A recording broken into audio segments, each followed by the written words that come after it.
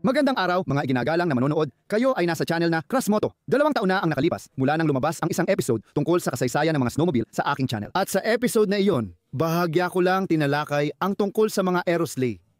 Habang ginagawa ko ang material, agad kong naisip na dapat itong gawing hiwalay na episode. Sa video na ito, iniimbitahan ko kayong pag-usapan natin sandali ang tungkol sa mga aerosleigh. At ngayon, malalaman ninyo kung ano ang makinang ito, kailan at sino ang unang gumawa nito, pati na rin ang mga kalamangan at kahinaan nito. Paano sinakop ng mga aparatong ito ang Greenland, Novaya Zemlya at Antarctica? At paano nagdulot ng takot ang Soviet aerosleigh sa mga Nazi noong dakilang digmaang makabayan? Umupo ng komportable at mag-enjoy sa panunood.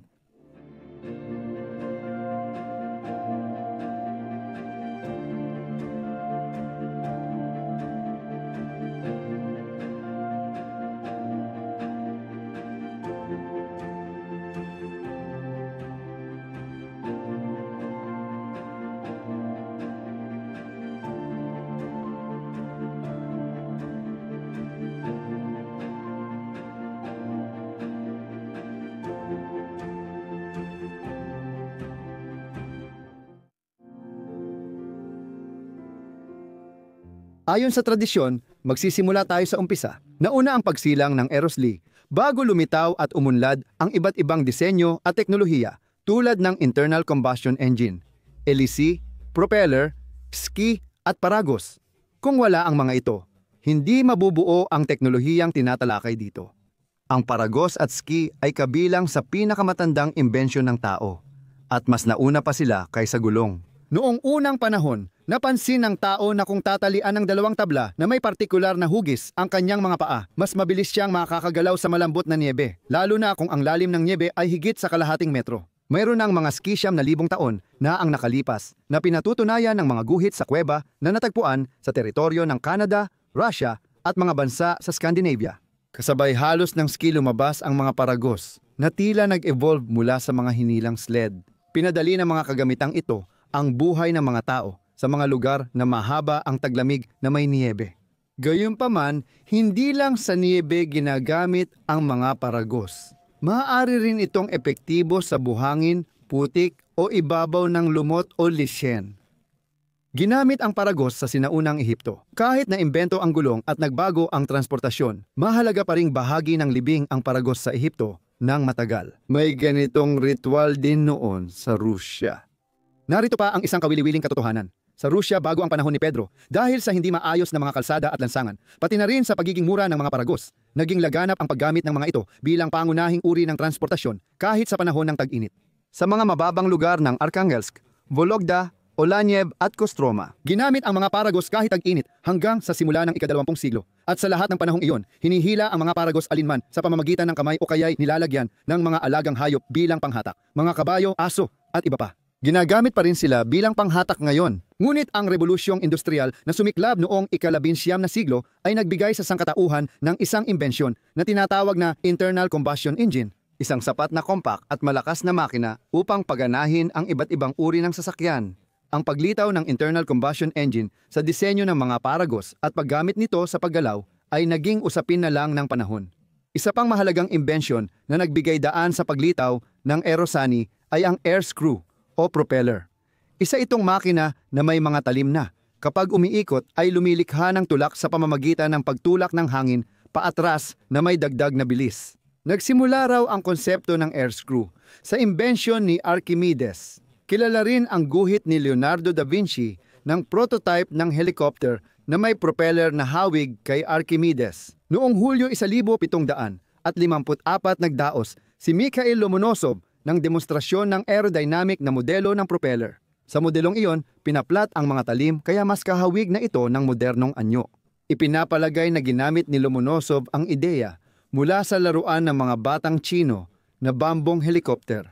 Pagsapit ng ika-19 na siglo, ang air screw at paglipad gamit ito ng mas mabigat sa hangin ay nagpapakilos sa isipan ng mga taga-disenyo at mahilig. Karamihan sa kanila ay nagtatrabaho sa paggawaan at gumagawa ng prototype na inaasahang lilipad.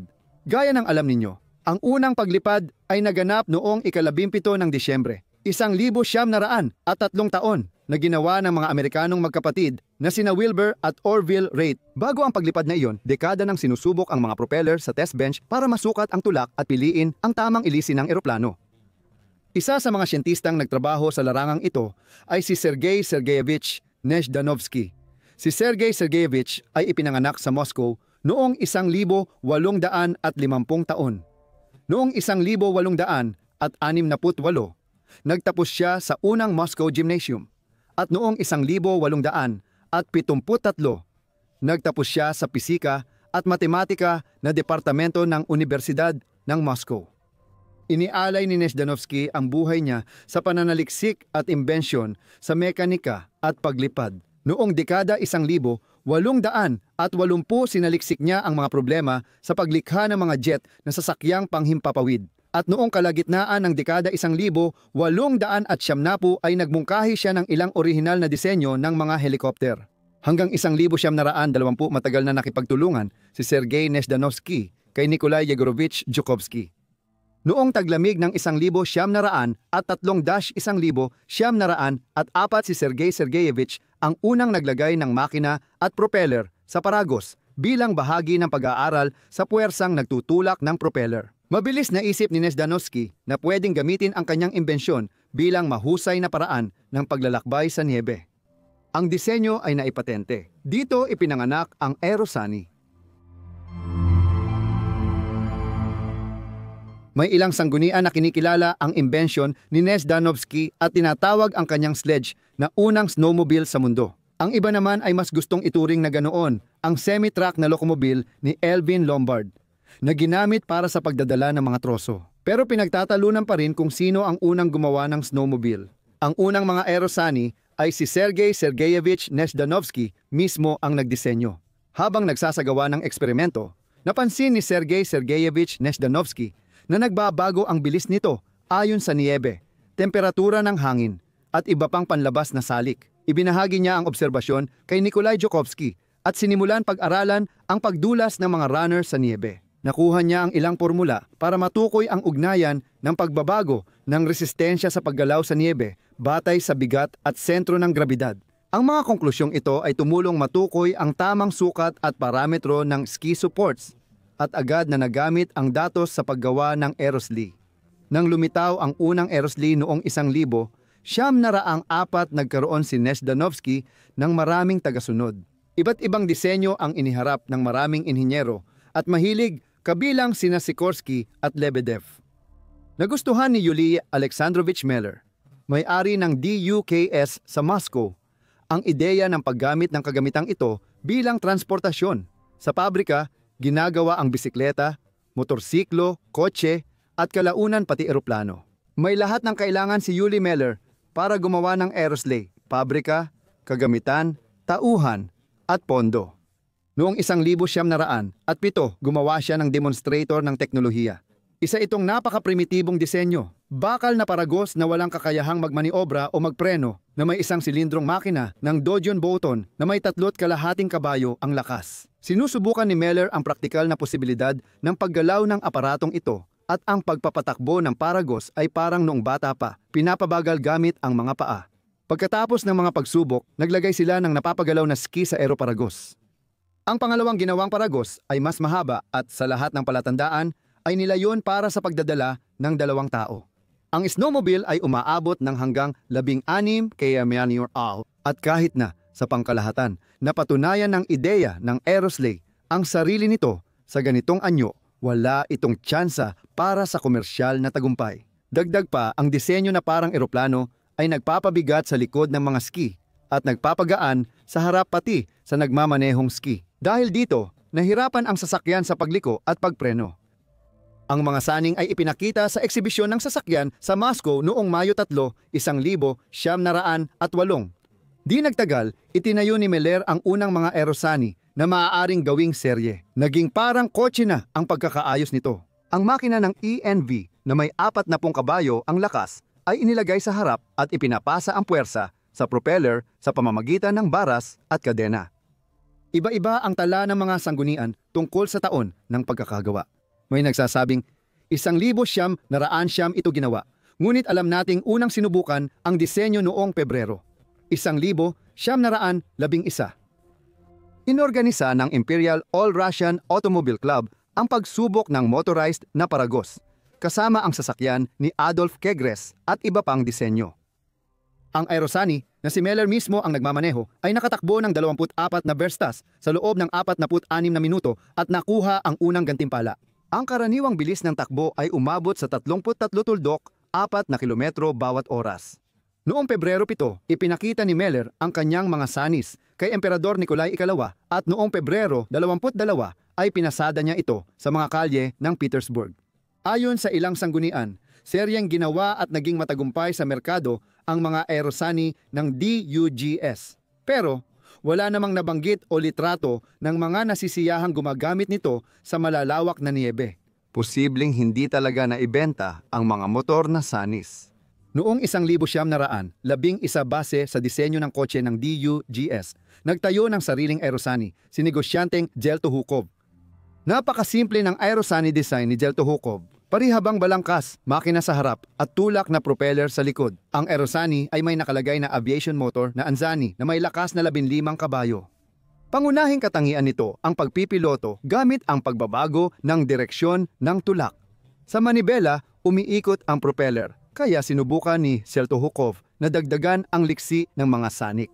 Mayroon ding disenyo ng Aerosani, si Inhinyero Burkovsky, na itinayo sa Voronezh noong 1911 taon. Sa parehong 1911 taon, nagtayo si Meller ng isa pang Aerosani na may 80 lakas kabayo na makina ng Argus. Sa mga pagsubok sa Moscow, umabot sa 70 kilometro bawat oras ang bilis ng disenyong ito. Noong Pebrero 1912 sinubukan ni Yulie maglakbay mula Moscow papuntang St. Petersburg gamit ang mga sanika. Ngunit natigil ito matapos 45 kilometro. Dahil walang niebe, ayaw tumakbo ng mga sanika sa putik. Noong 1913 si Meller ay naglakbay gamit ang Aerosan DUHS papuntang St. Petersburg para sumali sa snowmobile contest na pinamahalaan ng militar. Ngunit tila hindi pabor ang mga Diyos sa negosyanteng taga-Moskva. Unang araw, nasira ang radiator. Ikalawang araw, habang 75 km/h sa lubak, naputol ang spring. Bumalik sa Moskva ang direktor ng pabrika habang ang mekaniko, matapos kumpunihin, ay nakarating sa St. Petersburg. Sa eksibisyon at karera, naroon din ang mga Aerosani ni Igor Igorevich Sikorsky mula Rusobal. Malaki ang ambag ni Una Pockhart, isang negosyanteng Estonyano, sa pag-unlad ng Aerosani. Siya ang may-ari ng Una Pockhart Masino Fabric sa Viljandi na gumagawa ng mga kagamitang pangunahing para sa lokal na agrikultura. Ngunit ang Estonyanong inhinyero ay nangangarap lumipad, kaya noong 1911 nagtayo siya ng orihinal na aparato para sa paggalaw sa niebe at yelo. Ang Aerosani ni Pockhart ang pinakanatatangi at pinakamataas ang kalidad sa lahat ng ganitong makina noon. Ang monolyang may habang 7.5 metro ay may 3 silindrong makina ng Anzani. Kahit sa pwesto ng makina, ang propeller ay humihila. Hindi naging madali ang usapin ng kaligtasan sa ganitong pwesto ng propeller. Tanging tibay loob ng mga tao noong unang bahagi ng ika-20 siglo ang dahilan kaya nakakaupo sa pangalawang upuan habang umaandar ang makina.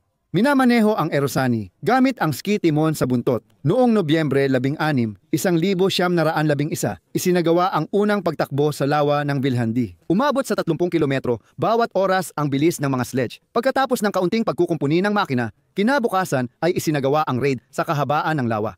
Ayon kay Felin Ansaiga, 4 na tao ang sumakay agad sa mga sledge na tumatakbo ng 70 kilometro kada oras sa yelo at niyebeng kalsada. Di alam paano silang lahat nagkasya roon. Sige na lang. Matapos ang demonstrasyon, naibenta ni Pockhart ang sledge sa may-ari ng lupa ng Ruhya Hacienda. Ayon sa press noon, kahit naging matagumpay ang Aerosleigh demonstrations noong 1913 humina ang interes ng mga tao. Nag-focus si Meller sa pabrika niyang DUGS at si Sikorsky naman sa seksyon ng abyasyon ng RBVZ sa eroplano. Nagsimula ang unang serye ng Aerosleigh noong 1912 nang simulan ng Roscoe Baltic na pabrika ang paggawa ng batch ng Transport Aerosleigh para sa kagawaran ng militar. Sa ikalawang dekada ng 1900, napansin din sa Pransya, Austria, Alemanya at Skandinavya ang mga sasakyang pangniebe. At pag-usapan natin ng kaunti pa ang tungkol sa mga nangyayari sa ibang bansa. Doon, halos kapareho rin ang mga pangyayari. Itinutulak ng teknolohikal na pag-unlad ang mga tao na gumawa ng iba't ibang bagay. May ilan na gumagawa ng mga kotse at motorsiklo, ang iba naman ay nahihilig sa abyasyon at iba pa. Ang ideya na gamitin ang propeller bilang makina para sa sasakyang panlupa ay umiiral na sa Europa noong huling bahagi ng ika-19 na siglo. Ang pinakaunang disenyo na nahanap ko ay itong aerotrolley na itinayo noong 1903 sa Pransya ayon sa proyekto ni Kapitan Louis Ferdinand Ferber. Malaki ang impluwensya ni Ferdinand Ferber sa pag-unlad ng French aviation at sa pagsubok ng propeller, kaya nagtayo siya ng ilang trolley para dito. Hindi na natin palalawakin pa ang usapan sa mga aeromobile na marami ring itinayo sa sumunod na dekada at iiwan na lang ito para sa ibang episode. Habang sinusubukan ang mga propeller, may ilang inhinyero na nag-isip na pagsamahin ang sleigh, makina at propeller, lalo na't may ilang matagumpay na halimbawa mula sa Imperyong Ruso. Gayunpaman, may isang bagay na dapat tandaan. Sa Europa, walang sinuman ang tumingin sa aerosleigh bilang isang kinakailangang uri ng transportasyon. Alalahanin mo ang aralin sa heograpiya sa paaralan, saan ba sa matandang Europa may niyebe na matagal na nananatili ng ilang buwan. Hindi ganoon kadami ang mga lugar na ganito. Bansa ng Scandinavia, Finland, Sweden, Norway at ilang bulubundukin gaya ng Alps at Carpathians. Ang Aerosani ay isang medyo kakaibang uri ng sasakyan na nangangailangan ng ilang mga kondisyon para makagalaw. Una, kailangan nito ng malawak na bukas na espasyo para sa epektibong pagmamaniobra. Halos imposible nang makadaan sa makakapal na gubat gamit ang ganitong mga sasakyan at hindi rin masarap magmaneho sa mga likulikong kalsada. Pangalawa, mas gusto ng Aerosani ang patag na lugar at kaya lang nito ang bahagyang pataas, hindi matarik. Kaya limitado ang gamit nito sa bundok. Ngayon na malinaw na ang gamit nito, makikita kung bakit itinuring ng mga Europeyanong taga-disenyo ang Aerosani bilang pangunahing sasakyan sa mga ekspedisyon sa Arctic at Antarctic. Para mapalawak ang gamit at makuha ang interes ng mga mahilig sa sasakyan, nag-alok ang mga taga-disenyo ng bersyong may gulong, aeromobile, at pinagsamang modelo ng gulong at ski. Ang mga una ay ipinwesto bilang alternatibo sa klasikong disenyo ng kotse.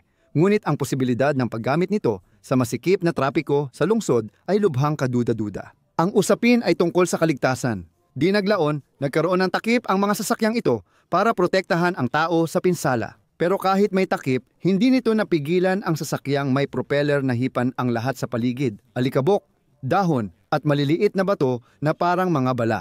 Ang pinakabaliw na mga disenyo sa ganitong uri ay itong aeromotorsiklo o halimbawa, ang hanay ng mga aerowagon na ginawa sa Rusya at Alemanya. Sa lumang mundo, ilang uri ng Aerosan ang ginawa at tingnan natin ang ilan sa mga ito.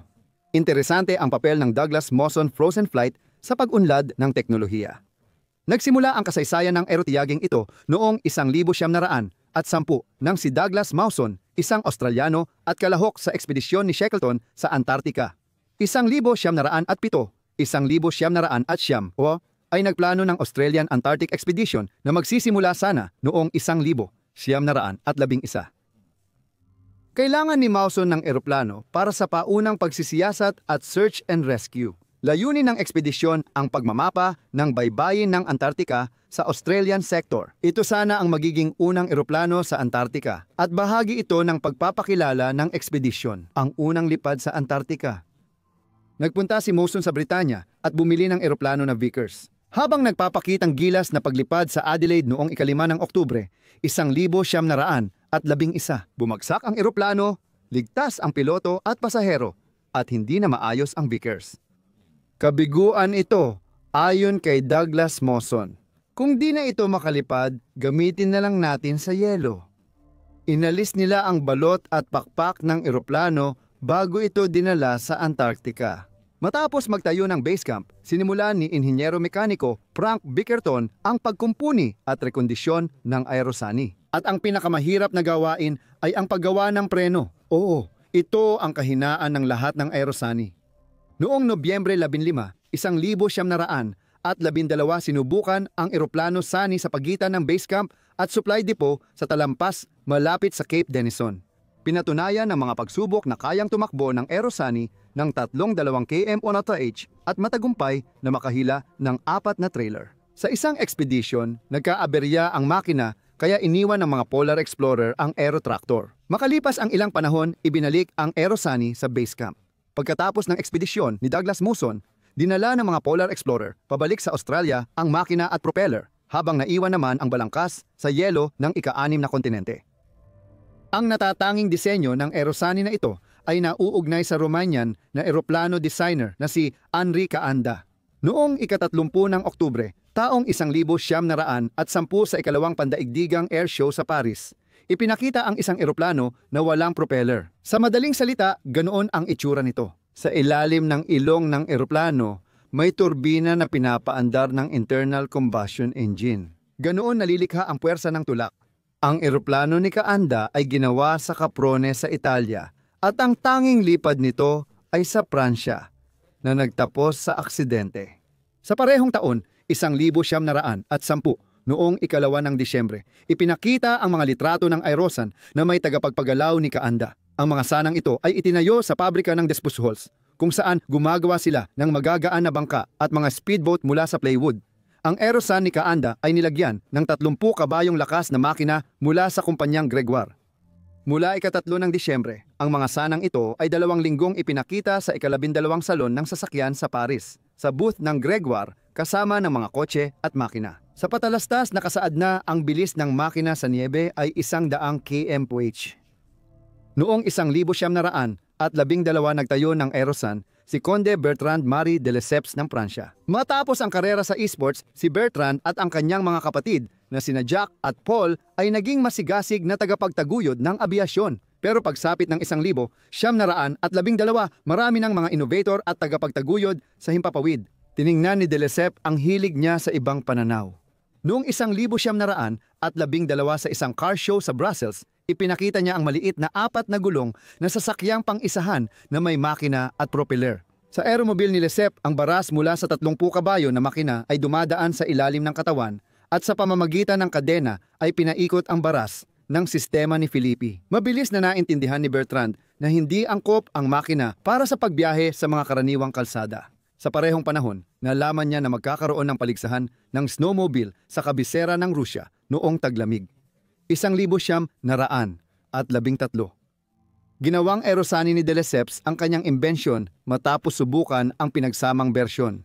Mabuti na lang, kailangan lang ibalik ang gulong sa pwesto at hindi na kailangang tanggalin ang mga ski. Sa ganitong anyo, maaaring dalhin ang aeromobile sa lugar kung saan ito gagamitin, tulad ng mga parisan, sa St. Petersburg. Sa Lyon, gamit ang mga gulong sa racetrack, naabot nito ang bilis na 72 kilometro kada oras. Pagkatapos, inilagay ang sasakyan sa 170 at 70 toneladang barge at sinubukan ang Screw Motor Group bilang tagapagpagalaw ng barko. Totoo, mabagal ang barge pero tuloy-tuloy at siguradong gumagalaw sa ilog. Sa Petersburg, nakipagpaligsahan ang mga sanig ni de Lesseps sa mga sanig ni Sikorsky, Meller at kay Kegres na may Caterpillar module. Hindi na alam ang sumunod na kasaysayan ng mga sanig ni Lesseps. Kahit na technical, isa ito sa pinaka-advanced na Aerosani noon. Nang magsimula ang digmaan, pumunta sa harapan si Bertrand de Lesseps at namatay noong 1918, 3 araw bago ang tigil putukan. Noong 1913, ipinakita ni René Legrand sa isang eksibisyon ang magaan na Aerosani na may 3 ski. Ang 2 silindrong V-type na makina ang nagpapaandar sa 2 talimpusong propeller sa unahan ng eroplano. Pinapatakbo ang Aerosani sa pagliko ng likurang ski. Walang takip ang propeller at ang posisyon nito sa unahan ay nagdudulot ng diskomportable sa piloto. Noong Enero 1914, ginamit ni Legrand ang kanyang mga sanik para sa komunikasyon ng mga garison sa mga kuta sa Alps. Doon mismo dumating si Ernest Shackleton upang makilala ang makina na balak niyang gamitin sa kanyang ikalawang ekspedisyon. Sa bundok, dinoble ang 3 ski support pero nanatiling magaan at mahina ang Aerosani. Kaya panghatid sulat lang ang gamit nito. Gayunpaman, napansin ang gawa ni Legrand at noong tag-init ng 1914, Kasama ang Breguet, nagtayo siya ng mas malalaking Aerosani na idinisenyo ni Sikorsky. Ito ang huling pagtatangka ng mga Pranses na gumawa ng sariling transportasyon para sa niyebeng lugar sa Pransya.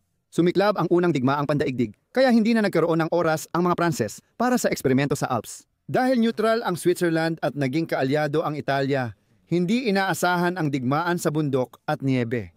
Kaya hindi na kailangan ang mga makinang pandigma roon. Ang pag-unlad ng Aerosani sa imperial na Alemanya ay batay sa ilang litrato at sa figura ni Hindenburg. Narito ang isang litrato na may petsang 1,911 na inilathala sa magasin na Spiegel. Ipinapakita rito ang mga pinakapayak na kahoy na paragos na pinapagana ng propeller, na posibleng tulad ng Russian Aerosani ni Nezdanovsky o Sikorsky at ginawa para sa pagsubok ng propeller. Unang ipinakita ang mga ganap na German Aerosani sa isang car show sa Berlin noong huling bahagi ng 1911 na ibinalita sa buong mundo ng sikat na American magazine na Popular Mechanics. Noong Enero 1912, inilagay pa ang Aerosani sa pabalat ng magasin. Ngunit ang mismong si Hindenburg at ang paghahanda para sa digmaan ang nagbigay ng tulak sa pag-unlad ng disenyo ng mga paragos sa Alemanya. Si Paul von Hindenburg noong taglamig ng 14 hanggang 15. Sinusuri niya ang mga armored na paragos sa silangang Prussia marahil sa kuta ng Boyen kung saan kinunan ang kilalang litratong ito. Ang mga German na paragos ang unang nilagyan ng machine gun sa stand sa gitna ng sasakyan. Maaaring ang mga ginawang Aerosani ay mula sa manipis na mga plate ng bakal o hindi armoradong bakal. Makikita ang makina sa likod. Ang Sanis ay minamaneho gamit ang pares ng maliliit na ski sa unahan. Mas malapad ang pagitan ng mga pangunahing ski kaya mas matatag ito. Seryosong dinisenyo ng mga Aleman ang Sanis. May gulong ito para sa paggalaw kapag walang niyebe. Walang nabanggit na serye ng makinang ito. Malamang ang mga saning ito ay ginawa lamang ng 1 o 2 piraso para sa pagsubok. Dahil napag-usapan na ang unang digmaang pandaigdig, dapat ding banggitin na ang Imperyong Ruso ang pinakamatagumpay sa paggamit ng Aerosani. Noong taglamig ng 1914 hanggang 1915, ginamit ang mga sani sa pagmamanman, komunikasyon at operatibong utos ng pamunuan. Dahil matagumpay ang paggamit ng snowmobile sa labanan, noong kalagitnaan ng 1915 inatasan ang All-Russian Zemstvo Union na simulan ang paggawa ng transport Aerosani para sa pangangailangan ng harapan. Pagsapit ng taglamig sa Departamento ng Sasakyan ng VZS na pinamumunuan ni Profesor Nikolai Romanovich Brilling kasama ang mga inhinyero ng departamento na sina Kusin at Arkangelsky ay dinisenyo at pagkatapos ay ginawa sa mga paggawaan ng VZS ang 24 na unit ng Aerosani. May mga sanay na may machine gun, ang iba naman para magdala ng sugatan. Ipinakita ng paggamit ng mga makinang ito sa harapan na maaari nilang matagumpay na matugunan ang mga pangangailangan ng militar, magsagawa ng mabilisang komunikasyon, maghatid ng mga bala at tumupad ng iba pang mga gawain sa transportasyon. Pagkatapos ng dakilang Oktubre Sosyalistang Revolusyon at sa digmaang sibil, ilang Aerosani mula sa Departamento ng Sasakyan ng VZS ang ginamit ng pulang hukbo at ng mga mananakop. Sa malayong silangan, ginamit ito ng mga Hapones at sa hilaga ng mga Ingles. Ginamit din ng tropa ni Kolchak sa Siberia ang Aerosani. Noong taglamig ng 1900 at 1819 at 19 habang lumalala ang problema sa riles, lalong naramdaman ng pulang hukbo ang pangangailangan sa mga sasakyang kayang maglakbay kahit saan. Ang isa sa pinakamalalaking tagumpay ay mula sa mungkahi ni Engineer Kuzin. Para makabuo ng konklusyon sa makinang ito, bumuo ng komisyon ni Joukowsky, Vichinkin, Stekkin at Tupolev. Sa pagpupulong ng komisyon, napag-alaman na ito ang teknolohiyang kailangan ng batang bansang Soviet. Dito nga sa totoo lang, isinilang ang mga unang seryeng Aerosani ng Unyong Soviet at tinawag silang Bronirovanny Corpus. Sa mga lumang sanggunian, maaari mong makita ang bersyon ng pangalan na binabasa bilang transcription ng 2 letrang ito, Bronirovanny Corpus. Ibig sabihin nito ay mga saning disenyo ni Brilling Kusin. Isang bagong komite na tinawag na Kompas ang itinatag para sa produksyon at sa pabrika ng DUGS sinimulan ang paggawa ng Aerosan. Ang Brony-Rovani Corpus ay may Holzcat engine na 125 horsepower at water cooling. Kabuuang siyam na Brony-Rovani Corpus Aerosani ang nagawa hanggang Mayo 1,920. Nagawa na ang ika-10 unit sa sumunod na taglamig. Pinatunayan ng mga pagsubok ng Sanye para sa Raboche Krestyanskaya Krasnaya Armia ang mahusay nilang kakayahan sa pagdaan sa niebe at nagyelong putik. Ang karaniwang bilis ng pagtakbo sa paligid ng Moscow sa layo na 50 verst o 53 kilometro at 340 metro ay umabot sa 28 kilometro bawat oras. Pagkatapos ng digmaang sibil, ipinagpatuloy ang paggawa ng Aerosani na pinangunahan ni Brilling, Zhukovsky, Tupolev, Arkhangelsky at iba pang mahuhusay na inhinyero at taga-disenyo. Sa litratong ito, makikita ang mga saning Arbes, disenyo ni na Arkhangelsky at Stechkin noong 1920. Natuto rin kami gumawa ng sledge sa Nami. Noong 1921, itinayo ni Karelsky, Klimov at Christie na mga inhinyero ang Aerosani 3, Ibinatay ang pangalan dahil lahat ng apelyido ng tatlong taga-disenyo ay nagsisimula sa K. Ang Aerosani 3K ay sumali sa unang mga pagsubok na biyahe, Moscow, Sergeyev, Posad, Moscow, 140 kilometers, at Moscow, Tver, Moscow, 340 kilometers. Ipinakita ng mga biyahe ang mga kalamangan at kahinaan ng bawat disenyo ng Aerosani. Kasabay nito, ipinakita ng 3K na madali silang gamitin at natapos ang ruta ng walang aberya. Hindi tulad ng SAGA na gumagamit ng duralumin, sa Nami ay binawasan nila ang paggamit ng non-ferrous na metal dahil sa kakulangan nito. Kaya sa paggawa ng snowmobile ng Nami, maliban sa ilang kaso, mas pinili nila ang purong kahoy o pinaghalong konstruksyon. Sa laboratorio at departamento, ilang aerosleigh na may tatak NRBKAS at iba't ibang modelo ng Nami 36 ay ginawa at sinubukan. Sinubukan ang mga ito sa aerosleigh runs noong ika-24, ika-26 at ika-27 taon, kasama ang mga SAGA aerosleigh at iba pa.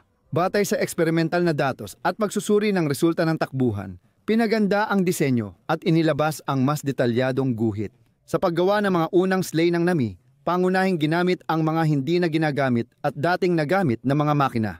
Kasabay nito, marami ring luma at lipas na mga makinang panghimpapawid ang nakaimbak sa mga bodega. Ang mga pinakaangkop na makina ay ang 9 silindrong Star-type Salmson, 150 at 160 kabayo, 6 silindrong Straight-type Holzkott, 125 kabayo, at 8 silindrong Ispana, 150 kabayo. Si Tupolev dahil kay Zhukovsky ay nagpasya agad na ialay ang sarili sa abyasyon at naniwala sa hinaharap ng mga metal na eroplano. Gayunpaman, kailangan pang pag-aralan at suriin ang kanyang mga teorya. Ang paggawa ng aerosleigh ang nagbigay daan kay Tupolev na subukan ang mga prinsipyo ng paggamit ng metal sa paggawa ng eroplano. Ang unang mga sanang Ant, isa na ginawa noong 1920 ay may katawan na gawa sa kahoy at metal. Nilagyan ng 38 kabayo lakas na makinang Ansani na gawa ng kumpanyang Bristol at kayang magsakay ng 2 tao. Ang mas malaking modelo ng aerosleigh, ang Ant 2 ay dinisenyo para sa 5 tao. May makina itong Clerget na 115 kabayo tumitimbang ng 600 at 80 kilo at kayang magdala ng 400 at 80 kilo ng kargamento. Noong Pebrero 1923, natapos gawin ang mga sanang Ant, 3 na nagpasimula ng bagong yugto sa paggawa ng aerosleigh sa bansa. Ito ang unang sanang may buong metal na katawan mula aluminyo sa Soviet. Aerodynamic ang katawan nito at kasya ang 3 tao. Ang driver ay nasa harap ng bukas na bahagi ng katawan at protektado ng maliit na malinaw na visor sa ibabaw ng instrument panel mula sa hangin. May 2 pasahero sa loob ng kabina. Sa Aerosani, ginamit ang aviation rotary engine na Gnomren na may lakas na 80 kabayo. Simula sa Aerosani Ant 3, lahat ng sumunod na disenyo ng Ant ay may buong metal na katawan at 3 ski na chassis. Noong Enero, taong 1924, sabay na natapos ang paggawa ng 2 modelo. Ang 5 upuang Ant, 4 at 3 upuang Ant, 5. Parehong pinapatakbo ang 2 modelo ng mga makinang may lakas na 100 kabayo. Sa Ant 4 inilagay ang makinang M11 na disenyo ni Mikulin At sa Ant-5 naman ay ang makinang Lucifer mula sa kumpanyang Bristol. Pagkatapos ng mga pagsubok ng estado, ang Ant-4 at Ant-5 ay sinimulang gawing serye sa Kolchuginski plant noong 1926 at noong 1933 naman sa Leningrad. Ipinakita ang modelong Ant-4 sa isang pandaigdigang eksibisyon sa Berlin noong 1928.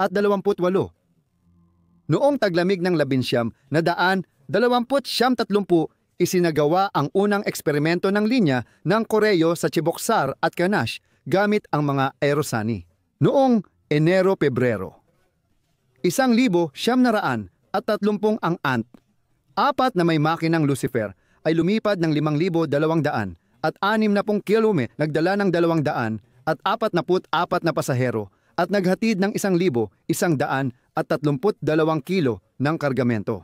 Ang distansya mula Cheboksar hanggang Kanash na 70 kilometro ay tinatahak ng aerosani sa 2 araw, samantalang 10-12 oras lang ito sa karwaheng hila ng hayop. Lumahok ang aerosani Ant-5 sa ekspedisyon ni Mikhail Mikhailovich Yermolayev sa Novaya Zemlya noong 1932.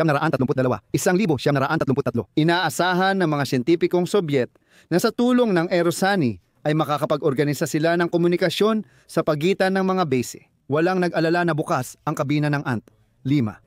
Noon pa, lumipad ang mga tao natin papuntang polo noong 1937 gamit ang R-6 na bukas din ang kabina at naging maayos lang. Hindi nila itinuring na problema na sa makitid na duralumin na katawan, bukod sa driver, 2 lang ang kasya na pasahero at kaunting kargamento. 2 beses tumawid ang mga aerosani sa isla sa linya ng Ruska, Gavan Zaliv, Blagopoluchia at nilakbay ang ruta sa aksis ng yelong kalasag. Nagkaaberya pero laging naayos. Minsan, napilitan si Yermolayev tumawid sa yelong Novaya Zemlya dahil nasira ang mga sanye. Matagumpay ang paggamit ng mga sanye sa ekspedisyon at ibinigay ang mga Ant-5 sa ekspedisyong heolohikal ni Obruchev papuntang Chukotka. Tungkol sa ekspedisyon ni Yermolayev, gumawa ng pelikulang pampelikula na pinamagatang Pito ang Matatapang na ipinalabas noong 1936 na taon. Nagdulot ng kalituhan ang pelikulang ito. Naniniwala ang maraming historiador na ang Ant-4 na may modernong disenyo at saradong pasahero ni Yermolayev ang ipinakita sa pelikula. Bago ang taong 1939, mahigit 20 modelo ng Aerosli ang ginawa sa Union of Soviet Socialist Republics. Ilang disenyo ang ginawa sa Departamento ng Paggawa ng Glider at Aerosli noong 1932. Noong 1934 ang organisasyong ito ay naging espesyal na pabrika na seryosong gumagawa ng NKL na sasakyan ayon sa disenyo ni punong inhinyero Andreev. Pinakakilala rito ang NKL-6, 1934, NKL-16, 1937 at NKL-26 na seryosong ginawa mula 1942. Sa pagtatapos ng 1935 sa Gorky Plant na Krasny Metallist sa ilalim ng pamumuno ng punong inhinyero na si Veselovsky, sinimulan ang produksyon ng mga aerosani na KM-4. Noong 1936, 36 ang prototype ng aerosani ay dumating sa Moscow gamit ang sariling makina. Tines ito ng Raboche Kresyanskaya, Krasnaya Armia Narodny Komisariat, Vinutrenik Del at Narkomsvyasi. At napatunayang ang KM-4 ay angkop bilang ambulansya, pampasaherong sasakyan at pang-eroplano ngunit hindi rekomendado para sa ekspedisyon. Dahil dito, tinanggap ang mga aerosani para sa seryang produksyon. Noong dekada 30 sa Union of Soviet Socialist Republics, maraming aerosani ang dinisenyo sa 3 bersyon: transportasyon, sanitaryo, may stretcher sa loob para sa manggagamot at panglaban. Sa mga sanik, may makinang baril sa umiikot na tore. Ginamit ng pulang hukbo ang mga snowmobile na may propeller sa mga labanan noong digmaang Soviet-Finland. 1939 hanggang 1940. Iba't ibang modelo ng aerosani ni Tupolev gaya ng Ant-4 at Sanik na NKL-6 ang ginamit. Ang NKL-6 na may makinang baril sa tore ay ginamit sa mga operasyong militar, pagpapatrolya sa harapan at seguridad ng pasilidad. Dahil sa mataas na bilis at mahusay na liksi, naging napaka-epektibo ang mga makinang pandigma para matukoy ang mga posisyon ng kalaban at maitama ang putok ng artilyeriya. Ginamit din ang mga ito para sa mabilisang komunikasyon, pagdadala ng mga bala at pagkain. Pagkatapos ginamit ang NKL, 38 bilang pang-istab, at sumunod ang NKL, 12 aerosani para sa mga gawain sa larangan. Ang mga air platform na ito ay nagsilbi para sa pagdadala ng gasolina sa mga drum, paghahatid ng mga makina ng eroplano at iba pang kagamitan papunta sa mga eroplano. Ang dakilang digmaang makabayan ang nagpasimula ng mas mabilis na paggawa ng bagong disenyo ng aerosani. Noong katapusan pa lang ng Hunyo noong 41 taon, ayon sa utos ng Konseho ng Paggawa at Depensa para sa paghahanda ng pulang hukbo sa taglamig, ang industriya ay nakatanggap ng atas na bumuo ng maaasahang mga pandigma at transportasyong aerosani at tiyakin ang kanilang seryal na produksyon bago magsimula ang taglamig. Kasabay nito, binuo ang espesyal na pamunuan ng pulang hukbo sa ilalim ng mga puwersang may tangke para sa organisasyon at pagtiyak ng mga espesyal na unit ng pandigma at transportasyong aerosani. Umabot sa napakalaking saklaw ang gawain, kaya noong taon ding iyon ay nabuo ang mga unang batalyon ng aerosani na tumupad sa mahalagang atas ng pamunuan. Ayon sa mga guhit ni Andreev at Veselovsky, sinimulan ang paggawa ng mga bagong pandigmang NKL, 26 at RF, 8, pati na rin ang transportasyong NKL, 1641 at NKL, 1642. Kakaiba ang disenyo ng NKL, 26. Gumamit ng 10 mm armor plate sa harap para proteksyon sa bala at shrapnel. Parehong pares ng ski ay kontrolado, kaya mahusay ang pagmaniobra ng sasakyan. Ginamit ang mga makinang ito bilang unit ng labanan at transportasyon nang dumating sa hukbo noong Disyembre 1941 at Enero 1942. Kawili-wili ang disenyo ng mabibigat na Desanteng Aerosani ASD 400 na ginawa ni Alexei Beskurenkov na nahilig sa mga makinang ito mula pagkabata. Nakita niya ang aerosani sa Moskva noong unang bahagi ng 1920. Noong 1925, kasama ang mga kasama, itinayo niya ang unang aerosani. Sa 1929, nakapasok siya sa OSGA. Si Beskurenkov ay kasangkot sa paggawa ng OSGA-2. Sa mga polar expedition, mahusay itong nagpakita at nagtala pa ng record na 112 kilometro kada oras sa isang karera ng aerosani. Sa pagsisimula ng digmaan, ang grupo ng mga taga-disenyo na pinamumunuan ni Beskurenkov ay nakatanggap ng atas mula sa pamahalaan. Sa pinakamabilis na panahon, kailangan nilang magdisenyo ng malalakas na aerosani na may 25 upuan, na kayang maghatid hindi lang ng mga tao, kundi pati na rin ng iba't ibang kargamento sa matitinding kondisyon ng taglamig. Natapos ang gawain, ang aerosani ASD 400 na may makinang panghimpapawid na M22 na may lakas na 400 kabayo ay itinayo at sa paggamit ay nagpakita ng magagandang katangian sa pagtakbo. Isa pang kawili-wiling disenyo na hindi pa nade-develop ay ang snow tank na TSKB-50 na itinayo sa Leningrad. Inutusan ang TSKB na gumawa ng mabibigat na aerosani na tumitimbang ng 3 tuldok 5 tonelada. Tinawag ang proyekto na 02SS. Sa paggawa ng konsepto, hindi nila naabot ang target na bigat. Ang mga eksperimento noong 1,900 at 41 ay may bigat na 4.7 tonelada at mas mahal kaysa tangke T-50. Sa pagsubok, hindi maganda ang resulta. Mahirap kontrolin at kulang ang 800 at 60 kabayong lakas na makina para makaakyat sa maliliit na burol. Sa huli, itinigil ang proyekto. Sa labanan, ang magaan na disenyo ng sledge ang nagpakita ng pinakamahusay na resulta. Nilalagyan din ng makinang baril ang mga sledge bilang suporta. At nagdadala rin sila ng kaunting bilang ng mga sundalo, madalas din nilang hinihila gamit ang lubid ang ilang mga sled na may kasamang crew ng makinang baril. Minsan, umaabot sa 20 sundalo ang nakasakay sa ski. Ginamit ang mga aerosani sa iba't ibang bahagi ng front tulad ng labanan sa Stalingrad, pagtatanggol ng Moscow at daan ng buhay sa Ladojskoye. Noong unang bahagi ng 1,000, 942 umatras ang hukbong Aleman mula sa Moscow dahil sa matinding paglaban ng hukbong Soviet, lalo na ng 16 na hukbo ni Konstantin Konstantinovich Rokossovsky. Malaki ang naging ambag ng mga aerosani sa pagtatanggol ng Moscow. Sa 16 na hukbo, mahigit 20 aerosani na panglaban at transportasyon na batalyon ang nabuo.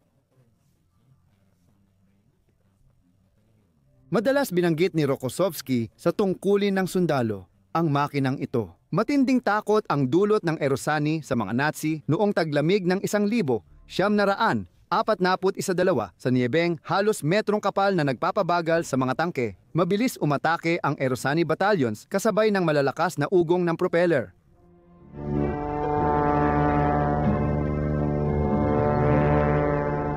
Dahil sa kakulangan ng impormasyon, inakala ng pamunuan ng Aleman na ito ay bagong lihim na armored na teknolohiya ng Union of Soviet Socialist Republics. Kalaunan, sa gitna ng labanan, nasamsam ng mga Aleman ang ilang Soviet na Erosani at ginamit nila ito para sa sarili nilang layunin. Gumamit din ang mga Aleman pero mas limitado ng Finnish motorized sani sa labanan at sinubukang gumawa ng sarili nila. Ang Tatra V855 na ginawa noong 42 taon ay isang halimbawa nito. Gayunpaman, hindi na ito lumampas sa prototype. Sa susunod na kabanata, tatalakayin natin ang Finnish at German Erosani designs, habang hiwalay na kabanata naman para sa Soviet Erosani pagkatapos ng 45 taon.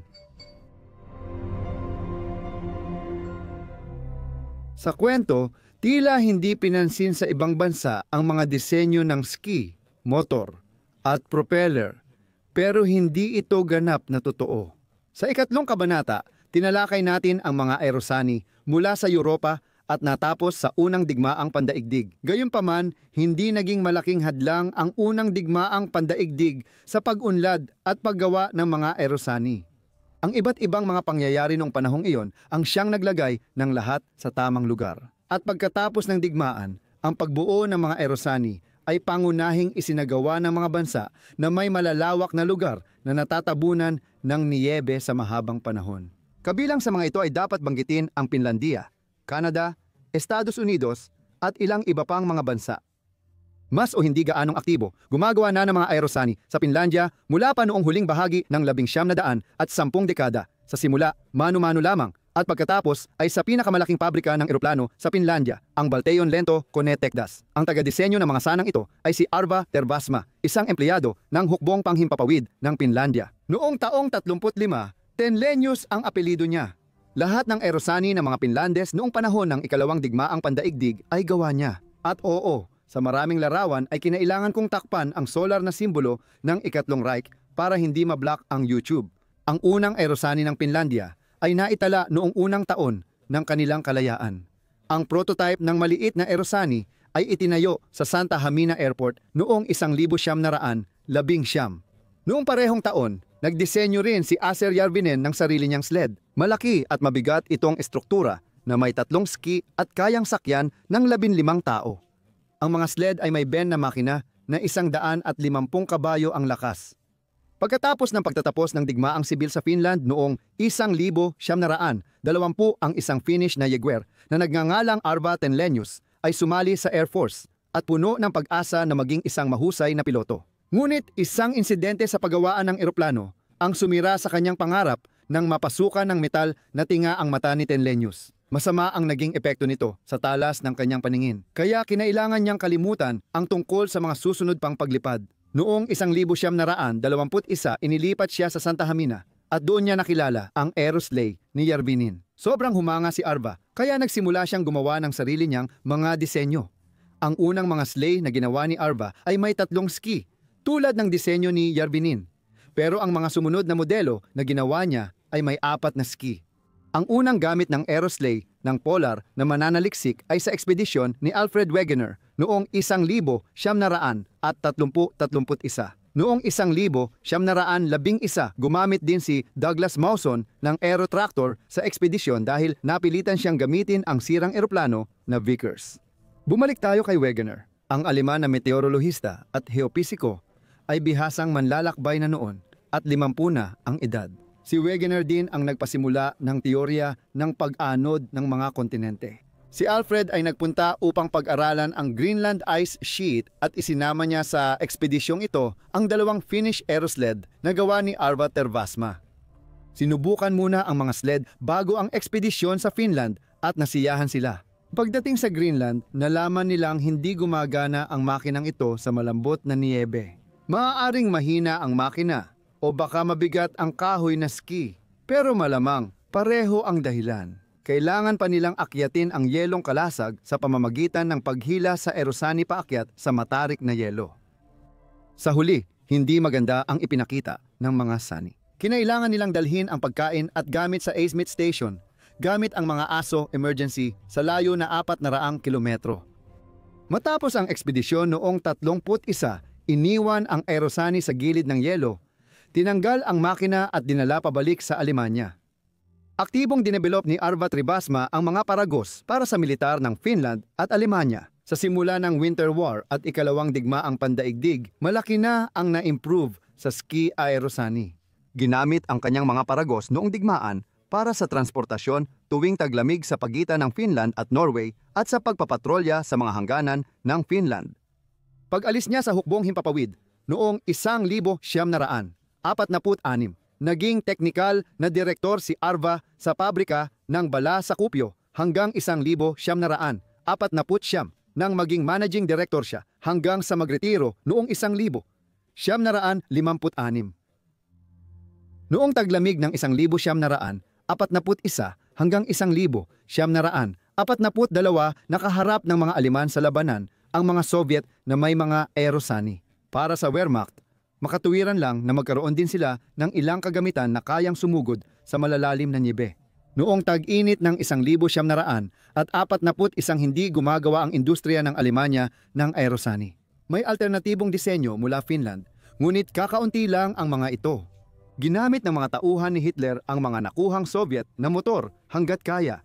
Noong taglamig, 1941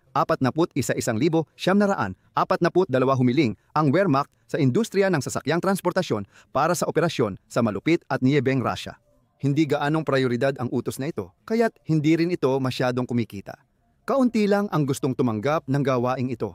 Sa sumunod na taglamig, tanging ang Czech na Tatra V8, 55 lang ang umabot sa pagsubok. Matibay at maaasahan ang sasakyan gaya ng inaasahan sa Europa. Isinama ng masusing mga Tseko lahat ng kahilingan ng militar at espesyal na transmisyon. Itong bumababang rolyo sa likod, ito yon. Ginawa ang rolyong ito para sa tahimik na galaw, maaaring magsilbing preno o tumulong sa estruktura umakyat sa matarik na dalisdis. Nagawa nilang isang napakagandang makina, pero sa kabila ng lahat ng kanilang inisip, nakalimutan ng mga taga-disenyo ang isang mahalagang salita, pera. Ang bunga ng kanilang pagsisikap ay naging komplikado at mahal. Habang sinusubukan ng Wehrmacht ang makina, nagbibigay sila ng paglilinaw at kahilingan. Natapos ang taglamig ng 1942, 43. Sa taglamig ng 1943, 44, hindi na pinansin ng mga Aleman ang Erosani dahil lumipat na ang digmaan sa mga lugar na hindi gaanong may niyebe. 2 piraso lang ng Tatra V8, 55 ang nagawa. Isa pang mas matagumpay na pagtatangka ng mga Aleman na gumawa ng Erosani ay ang disenyo na tinawag na Max Henschel. Gamit nilang batayan ang nasamsam na Soviet na Erosani NKL, 16 na modelo ng 1937. Ang suspensyon ng likurang ski, disenyo ng mga ski at preno ay kinopya mula sa Soviet na mga sanig, pati na rin ang hugis ng katawan. Ilang dosenang Max Henschel lang ang nagawa. Nilagyan ang mga saning ito ng isang makina na may 110 lakas kabayo. At bilang armas ay ginamit ang isang makinang baril na may kalibreng 7, 62 at may bala na umaabot sa 1,500 piraso. Sa puntong ito natapos ang pagtatangka ng mga Aleman sa Erosani. Sinubukan din ng Sweden gumawa ng pandigmang Sani noong ikalawang digmaang pandaigdig. Ang slayan doon na may nakabaluting disenyo ay mahirap kontrolin at tila hindi lumampas sa prototype. Sa mga nababalot ng niyebeng teritoryo ng Hilagang Amerika noong unang kalahati ng ika-20 siglo, nagkaroon ng magagandang kondisyon para sa paggawa ng Erosani. Umuunlad ang aviation sa Estados Unidos at Canada, kaya maraming inhinyero at mahilig ang gumagawa ng sasakyang kayang gumalaw sa mga lugar na may niyebe. Si Joseph Armand Bombardier ang gumawa ng isa sa mga unang Erosani sa Canada. Siya rin ang naglikha ng konsepto ng magaan na snowmobile noong 1959. Noong 1922, inilabas ni Joseph Armand mula sa kanyang pagawaan ang mga unang Erosani. Noong panahong iyon, 15 taong gulang lang si Bombardier. Dahil sa ginawa niya, napagalitan siya ng kanyang ama na natakot na baka maputol ng propeller ang kamay o ulo niya at ng mga kaibigan niya. Gayunpaman, Hindi tumigil si Bombardier sa paggawa ng makinang pang snowmobile kahit di na siya bumalik sa Aerosani. Maraming uri ng modelo ng snowplane. Isa ito sa mga tawag sa Aerosani sa wikang Ingles sa Hilagang Amerika. At ang pangunahing gumagawa ng Aerosani sa Canada ay si Carl Lorch. Ang likas na pagiging malikhain ng batang mekaniko mula sa Saskatchewan ang nagbigay ng kasikatan sa kanya sa buong Canada, Hilagang Estados Unidos at malayong Unyong Sobyet. Habang nagtatrabaho sa paggawaan, ginabayan si Carl ng ideyang tulad kay Bombardier. Noong panahong iyon, iilan lang ang kalsada sa Canada na naaabot ng snowplow tuwing taglamig. Ang una niyang pagtatangka na gumawa ng sasakyang pangnyebe ay ginawa niya noong bandang 1928. Binago niya ang Ford Model T. Pinakitid ang gulong para magkasya sa paragos at pinapaikli ang wheelbase. Sa harap, nilagyan niya ng ski at sa likod naman ay mga kadena at plato para mas kumapit sa ibabaw. Nagawa ng sasakyan ang tungkulin, ngunit hindi ito sapat kay Lorcha isang araw. Habang nasa tabi ng paliparan si Carl, nakita niyang lumapag ang isang magaan na eroplano na may mga ski at nagpatuloy ito sa paggalaw sa mga karagdagang daanan papunta sa hangar. Doon niya naisip gumawa ng Aerosani. Noong 1929 gumawa si Carl ng 3 ski na disenyo na may Ford na makina at patuloy niya itong binago at pinahusay habang sinusubukan. Sa mga sumunod na taon, eksklusibong ginamit ang mga makinang panghimpapawid na standardize ang lapad ng gulong ng aerosleigh para tumugma sa bakas ng tradisyonal na paragos na hinihila ng kabayo. Ang pagmamaneho ng aerosleigh sa nakatakdang landas ay kakaiba. Hindi mo na kailangang kontrolin ang ski o manibela dahil gulong ang nagtutulak papunta sa destinasyon, tulad ng pagpunta sa tindahan ng pagkain para bumili ng whiskey. Habang sumisikat ang snowplane ni Lorch, dumarami ang kahilingan mula sa iba't ibang lugar. Ibinebenta ang Aerosleigh sa mga serbisyo sa Saskatchewan at Manitoba, gaya ng sa mga doktor, koreo, rescue, bantay gubat, tagapangalaga ng kagubatan at mga geologist, at pati na rin sa maraming pribadong individual sa buong Canada at hilagang bahagi ng Estados Unidos. Itinigil ang paggawa ng mga snowmobile ni Lorch noong 1955. Sa panahong iyon, nakagawa na ang kumpanya ng mahigit 600 unit. Dahil ito sa pagdami at pag-unlad ng mga makinarya sa paglilinis ng niebe. Mas madaanan na ang mga kalsada sa Canada tuwing taglamig kaya di na kailangan ang all-terrain vehicle. Kahanga-hanga ang ambag ni Lorch snowplane sa daan-daang residente ng Hilagang Amerika. Ang mga tao mula sa iba't ibang propesyon ay nagawang gawin ang kanilang trabaho ng mas mabilis dahil sa teknolohiyang ito. Kahawig ng kwento ni Lorch ang nangyari sa Aerosani ni Robert Fudge. Noong 1929, ginawa ni Fudge ang unang snow sedan niya. Pagkalipas ng 3 taon, nagsimula siyang magbenta ng mga Aerosani. Mula 1932 hanggang 1956 tinatayang 400 Aerosani ang ginawa sa Moosomin, Saskatchewan. Na tulad din ng mga gawa ni Lorch at Bombardier, ay ginamit ng iba't ibang serbisyo at ng mga pribadong individual. Sinubukan ding makasabay ng mga taga-Canada sa mga kapitbahay nilang Amerikano mula Estados Unidos, lalo na sa mga hilagang estadong may mahabang taglamig. Maraming inventor dito ang gumawa ng Aerosleigh at ilan sa kanila ay matagumpay na nakapagserye ng produksyon kahit kakaunti lang ang bilang. Iba't ibang snowmobile sa Estados Unidos ay lumabas noong dekada 1920 at ang unang disenyo ng Aerosleigh ay mula dekada 1930. Pinatutunayan ng mga lumang kuhang ito ang katotohanan iyan, kung saan makikita natin ang isang medyo primitibong 3 ski na disenyo na ginamit noong dekada 30 para sa paghahatid ng sulat. Ipinakita ni William Chalmers ang kakaibang disenyo ng Aerosleigh noong 1949. Noong ikalawang digmaang pandaigdig, si William Chalmers ay piloto ng militar. Pagbalik niya mula sa digmaan sa Colorado, nagsimula siyang gumawa ng sasakyang kayang maglakbay sa niebe at tubig. Bunga ng kanyang pagsisikap noong 1949 ang paggawa ng Aerosani na tinawag na Christie. May tubong balangkas, 4 na magkaharap na silindrong eroplano na makina at 3 ski ang disenyo nito. Sa unang tingin, wala namang kakaiba. Pero ang snowplane na ito ay may isang kawili-wiling katangian na nagpagawa dito na maging kakaiba. Ang disenyo ni Chalmers ay may ski action na naglalagay ng bigat sa pamamagitan ng pagtaas-baba ng likurang ski. Hindi lang ito tumulong sa Aerosleigh na mabilis lumiko, kundi pinayagan din nitong lampasan ng pahaba ang mga pahilis na bundok. Ang patent ng disenyo ng ski action ay inihain noong 1949 at naibigay noong Enero 1955. Para magamit sa tubig, pinapalitan ng float ang mga ski. Sa kabuuan, si Chalmers ay gumawa ng 7 piraso ng Christie sleds. At sa pagtatapos ng 50 dekada ay lumipat siya sa pagdedevelop ng iba't ibang uri ng Caterpillar na all-terrain na mga sasakyan. Noong 1950 at 50s ang Durango, Colorado ay gumawa rin ng Aerosani. Si Leland McCracken ay gumawa ng nasa 15 Aerosani ng sariling disenyo sa bahay niya sa Jackson Hole. Ang mga makinang ito ay ginamit partikular na sa ilang mga pambansang parke gaya ng Yellowstone o Grand Teton. Gayunpaman, noong Disyembre ng taong 2000, ipinagbawal ang mga ito dahil sa mga kadahilanang pangkalikasan, partikular na dahil sa malakas na ingay ng propeller. At bilang panghuli, narito ang litrato ng mga Icelandic na Aerosli na ginawa noong 1952. Sa pagtatapos ng kabanatang ito, binibigyang diin ko na maraming mahilig at maliliit na grupo sa Canada, Estados Unidos at Scandinavia ang gumagawa ng snowmobile na inspirasyon kina Lorch, Bombardier, Tervasma at iba pang tanyag na taga-disenyo.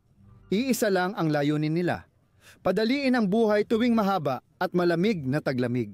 Mahalagang yugto para sa teknolohiyang ito ang kalagitnaan ng ika-20 siglo. Mapapansin ninyo, matapos ang dekada 50, bumaba ang bilang ng ginawang Aerosli sa kanluran at Union of Soviet Socialist Republics. Maraming dahilan dito, mula sa mas epektibo at malawakang paglilinis ng mga kalsada sa Canada hanggang sa pag-usbong ng kompetisyon mula sa ibang sasakyang idinisenyo para sa paglalakbay sa niebe. Mahalagang maintindihan na ang teknolohiya ay umuunlad sa isang tiyak na kapaligiran. Kasabay ng pag-unlad ng Aerosani, lumitaw din ang iba't ibang disenyo tulad ng tangke na may gulong, snowmobile, motonarta at tabagan.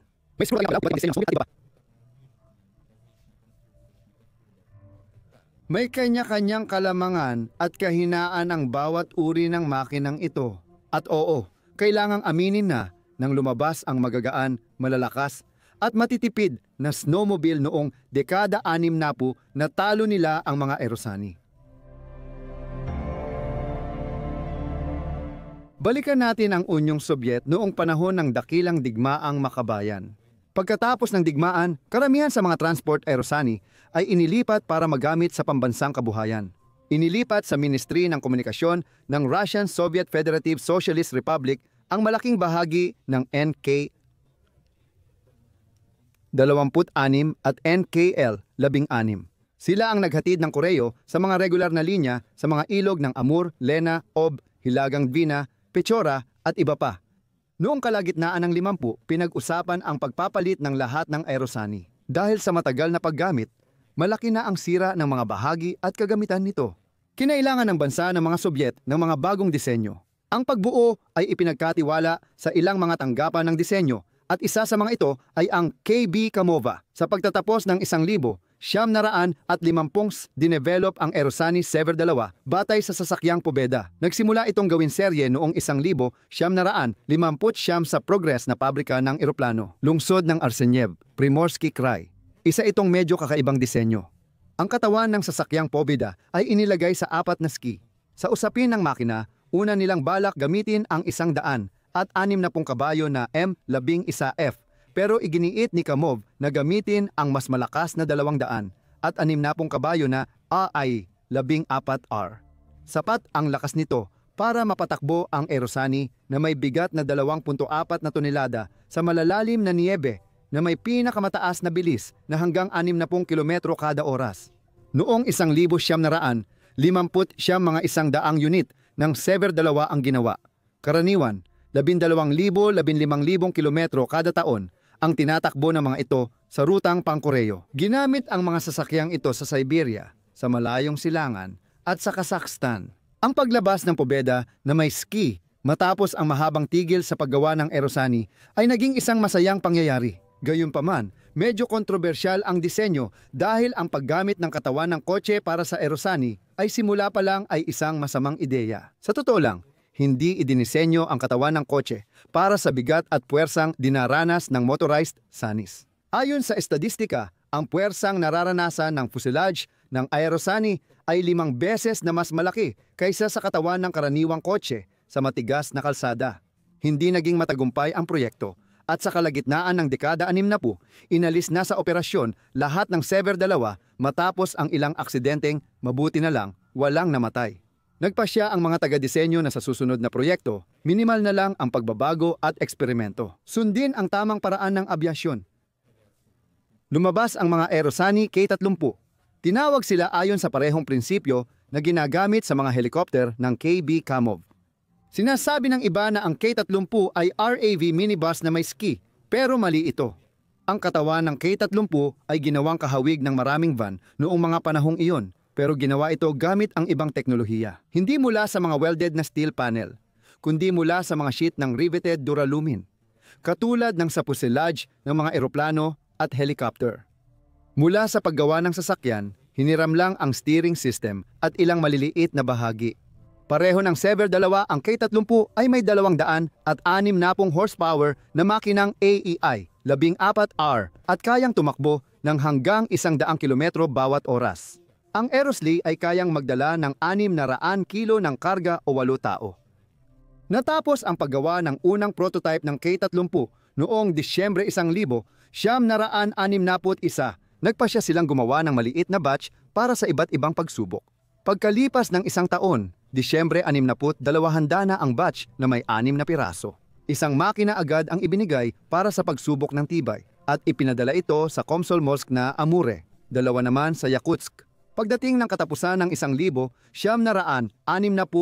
naglabas ang Progress Pabrika ng 28 Aerosani K-30 na may inayos na disenyo ayon sa mga resulta ng pagsubok. Mula 66 hanggang 79 na taon, tuloy-tuloy na ginawa ang K-30, 25-35 unit bawat taon. Ibig sabihin, nasa 350 hanggang 400 unit ang nagawa sa linya ng produksyon. Napag-alaman na sa mga hilagang lokal na ruta na may habang 60 hanggang 80 kilometro, mas praktikal gamitin ang K-30 kaysa sa helikopter na may 4. Sa parehong kapasidad na 8 hanggang 10 tao, ilang ulit na mas mababa ang gastos sa biyahe kumpara sa paglipad at kayang maglakbay ng Aerosani kahit sa mas mahirap na kondisyon ng panahon kaysa sa helikopter. Ginagamit din ang KB Kamova tuwing tag-init. Pinalitan ang ski ng float kaya nagiging pampasaherong bangka sa ilog ang K-30. Malaki rin ang interes sa bagong Aerosani designs ng KB Tupoleva. Noong 1957, dumating doon ang talentadong inhinyero na si Gleb Mokhotkin. Noong panahong iyon, 2 uri ng hindi lumilipad na sasakyan na may propeller ang ginagawa sa mundo, Aerosani at Aerogleaser. Matagal nang tinalikuran noon ang mga ganap na hindi praktikal na aerocar. Sa Union of Soviet Socialist Republics at ibang bansa, sinubukan ding lagyan ng floats ang Aerosani. Ngunit may mga problema rito, tulad ng pag-aaksaya ng oras at lakas sa pagpapalit ng ski at floats. Nagdesisyon si Mokhotkin na gumawa ng Aerosani na tinawag na Gleaser na pinagsama ang magagandang katangian ng 2 disenyo. Noong 1961, ipinakita niya ang proyekto kay Tupolev na sumuporta rito. Lumabas sa kalkulasyon at pagsubok ng mga modelo na ang pinakamainam na solusyon sa teknikal na problema ay ang disenyo ng sasakyan na parang ski bangka. Sa pag-aaral ng disenyo, nabuo ang scheme ng Aerosani Amphibian. Noong Abril 1961 sa Istrinskoye Reservoir malapit sa Moscow, ginawa ang unang pagsubok ng prototype. Noong Mayo 1962, ipinasa ang makina sa Ministry ng Komunikasyon para sa pilotong operasyon. Sa panahong ito, nakadiskubre ang mga taga-disenyo ng bagong paraan para mapabuti ang Aerosani. Naglagay ng maliit na redan sa ilalim ng bangka na nagbigay daan upang malaki ang itinaas ng bilis ng paggalaw sa tubig. Kasabay nito, bahagyang nakaapekto lang ang laki ng redan sa paggalaw ng Aerosani sa niebe. Kaya hindi na ito kailangang tanggalin tuwing taglamig. Noong tag-init ng 1964 ipinasa sa pabrika ang mga guhit para sa seryeng produksyon. Noong Setyembre 14, 1964, inilabas ang unang seryeng Aerosani Amphibia na A3. Pinapaandar ang Aerosani gamit ang M14B na makina na may 350 lakas kabayo. Ang pinakamataas na bilis sa tubig ay 80 kilometro kada oras at sa niebe ay 100. Pansinin ninyo ang mga patayong timon ng A3, may kaunting paglubog ang mga ito sa niyebe. Konti lang ang epekto nito sa bilis at pagdaan, pero nakakatulong ito sa San Nicolas na magpreno sa niyebe gamit ang paghihiwalay ng timon. Noong Enero 1965, mahigit 100 unit ng A3 ang ginagamit na sa ekonomiya ng Union of Soviet Socialist Republics. Ginagamit ito sa komunikasyon, medikal na tulong, pagdadala ng pasahero at kargamento, at pagsagip sa mga lugar na walang kalsada. Ginamit ang Aerosan ampibyanong A3 sa search and rescue ng grupo ng mga kosmonauta. Mahigit 800 Aerosani A3 ang nagawa sa 2 pabrika sa Moskva at Mukachevo, Ukraina. Ang mga makinang ito ay ginamit hanggang sa katapusan ng dekada 80. Iilan lang din ang A3 na naibenta sa Hungaria, Finlandia at Canada. Sa kahilingan ni Leonid Ilyich Brezhnev na nagustuhan ang amphibian na A3, nagdisenyo sila ng mas maliit at magaan na mga Aerosani. 400 kilo lang kumpara sa 2,000 at 100 ng orihinal na A3. Ang 4 na upuang aparato ay pinapaandar ng makinang may 35 kabayo lang ang lakas, pero kaya nitong umabot ng 45 kilometro kada oras sa niebe. 3 ganitong makina ang ginawa. 2 sa mga ito ay ibinigay sa pambansang pangaso na reserba ng Zavidova at ang isa pa ay ginamit sa base sa Dubna para sa mga pagsubok. Bukod sa mga seryal at malawakang modelo, sa Union of Soviet Socialist Republics ay mayroong iba't ibang mga eksperimento at prototipo ng Aerosan. Halimbawa, makikita sa larawang ito ang mga Aerosan na ginawa ng Moscow Aviation Institute students gamit ang fuselage ng experimental helicopter na dinisenyo ng AKB Yakovlev. Narito rin ang maliliit na Aerosan na tinatawag na ELF na may makinang RMZ 600 at 40 na ginawa sa pabrika ng Progress noong late 1980. Hindi rin dapat maliitin ang mga gawa ng entusyasta at bihasang manggagawa na nag-a-assemble ng iba't ibang Aerosan sa kanilang garahe para sa pang-araw-araw at kabuhayan. Lalo na't ang kilusan ng paggawa sa garahe sa Union of Soviet Socialist Republics ay talagang umunlad at sinuportahan ng iba't ibang babasahing pangkaalaman at siyentipiko-teknikal. Mapapansin ninyo na sa ikalawang kalahati ng ika-20 siglo sa Union of Soviet Socialist Republics, mas kaunti ang uri ng disenyo ng Aerosan kaysa noong dekada 20 hanggang 40. Gayunpaman, kung titingnan sa ibang anggulo, may ilang maaasahang modelo na nagawa na ginawa sa sapat na dami upang matugunan ang pangangailangan ng pambansang ekonomiya. Sa kabanatang ito, ikukwento ko ang tungkol sa makabagong Aerosan. Habang nagkukwento ako, nakita natin ang pag-usbong ng disenyo at pagtaas ng interes dito na nagdulot ng iba't ibang uri ng aparato sa iba't ibang hugis at laki. Unti-unting nawawala ang ganitong transportasyon dahil sa matinding kompetisyon mula sa ibang sasakyan. Ang makabagong industriya ay kayang mag-alok sa mga mamimili ng kagamitan para sa anumang panlasa at halos para sa lahat ng uri ng gawain.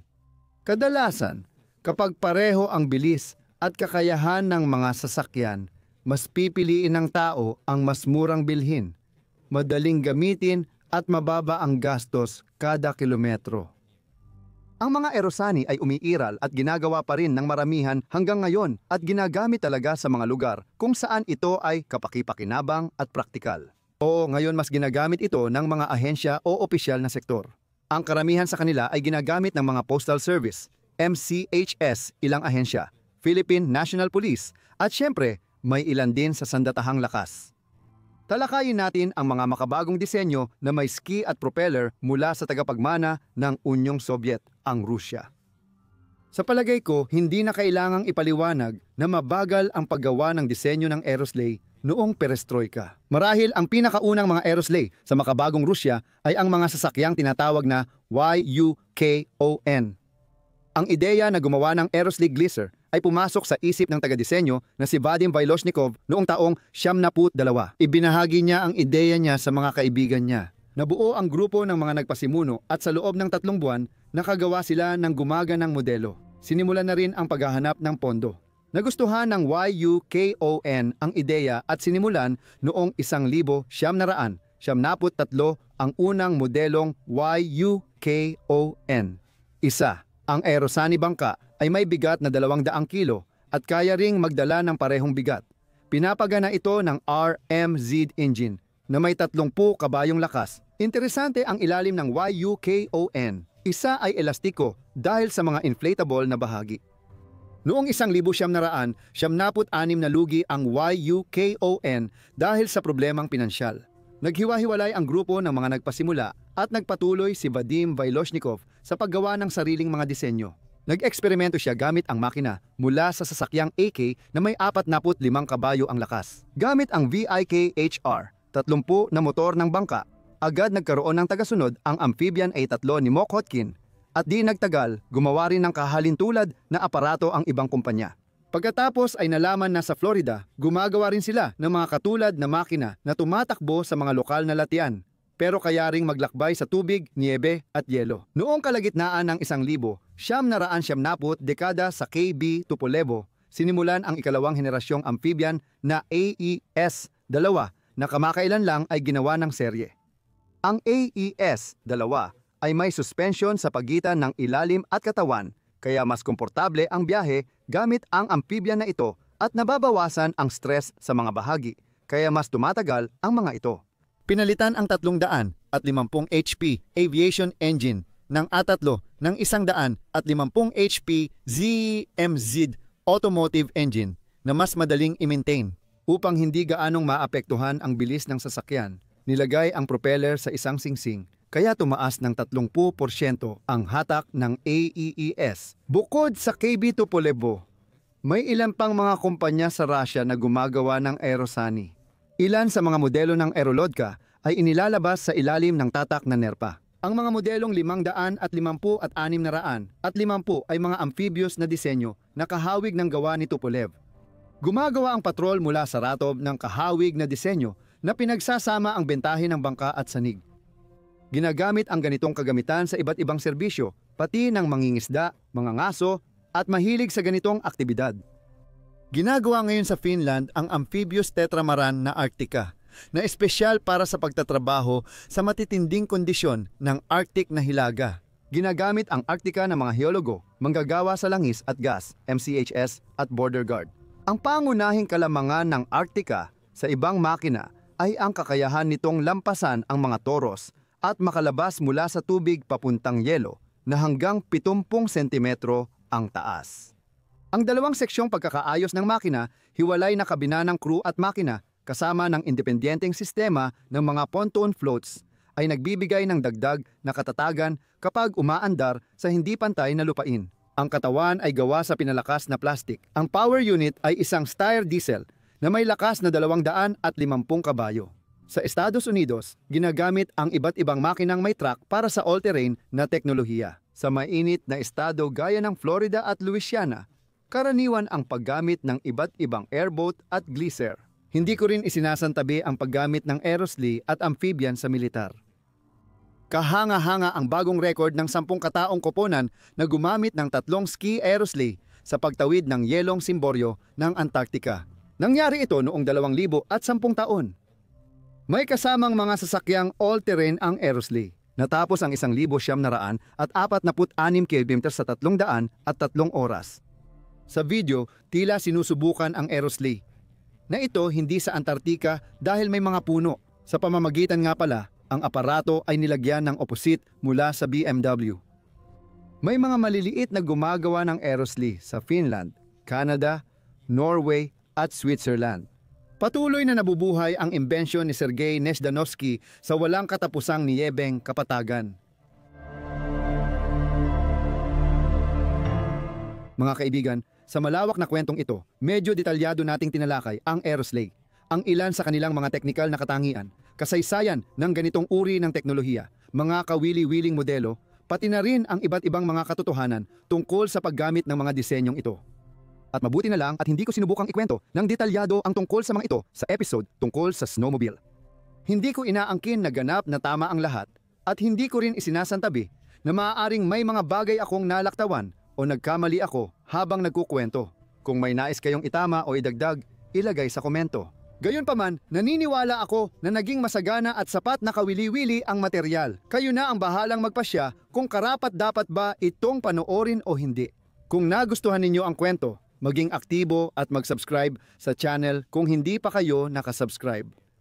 I-share ang video na ito sa mga kaibigan at kakilalang mahilig sa technical na bagay. At syempre, makakatulong din ang pag-iiwan ng komento sa video na ito para sa pagpapalaganap nito. At kung nais ninyong suportahan ang aking trabaho sa pamamagitan ng donasyon, makikita ninyo ang mga detalye sa paglalarawan ng video. Kasama nyo pa rin ang Krasmoto Channel. Salamat sa panunood at oras ninyo. Heto nga pala, lumitaw na ang mga suhestyon para sa kwento tungkol sa mga snowmobile at schneekohod. Kung hindi nyo pa napapanood, mariing kong inirerekomenda. Hanggang sa muli nating pagkikita.